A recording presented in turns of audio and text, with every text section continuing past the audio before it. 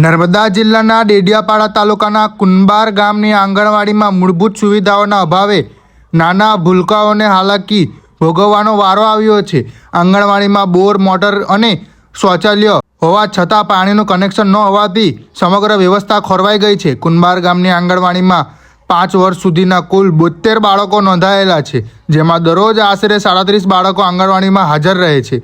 પરંતુ આટલી મોટી સંખ્યામાં બાળકો આવતા હોવા છતાં અહીં પીવાના પાણીથી લઈને શૌચાલય સુધીની મૂળભૂત સુવિધાઓનો અભાવ જોવા મળી રહ્યો છે। આંગણવાડીમાં બોર અને મોટર તો છે, પરંતુ પાણીનું કનેક્શન ન હોવાથી તેનો યોગ્ય ઉપયોગ થઈ શકતો નથી।